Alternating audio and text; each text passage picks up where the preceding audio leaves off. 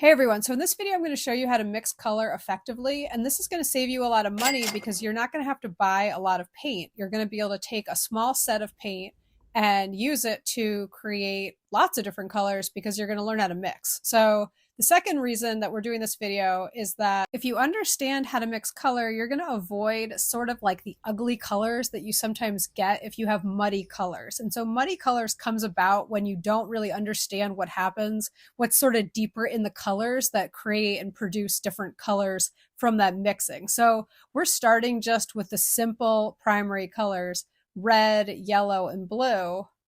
And we're just going to do the wet on wet, and we're going to mix them together. So when you mix your red with your blue, you're going to get a purple. When you mix your yellow with blue, you're going to get green.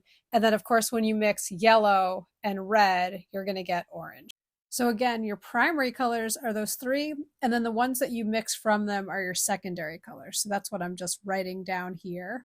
But now let's see what happens in these two little yellow swatches when I add, so on the left, I'm adding some of the cerulean blue, but on the right, I'm adding ultramarine. And so starting with the same yellow, but the actual color is completely different. And that's because the colors starting with those blues are very different.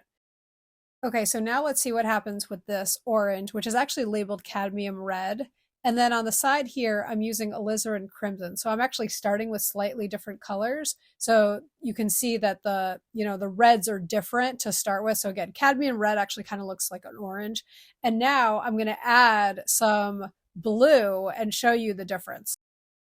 So you'll notice that on the left, I'm adding the blue and it actually kind of turns more to almost a brown. So it says cadmium red and you would think that that was red, but it turns more to blue because it's kind of more like orange, and those are like complements. Now let's do the last one. I'm showing you another yellow swatch, and we're just going to add a little bit of orange to it, which again, of course, is labeled as cadmium red. And then on the right-hand side, I'm going to add the alizarin crimson, which is going to give a completely different effect. So you want to get to know your paints and get kind of a sense of what they do and try these kinds of things out. It'll help you so much as you're learning your colors. So if you enjoyed this video, please go ahead and hit the subscribe button, like the video. Let me know if you've tried watercolor. What kind of watercolor are you using if you are working with watercolor? And I'll see you next time. Thanks again. Bye.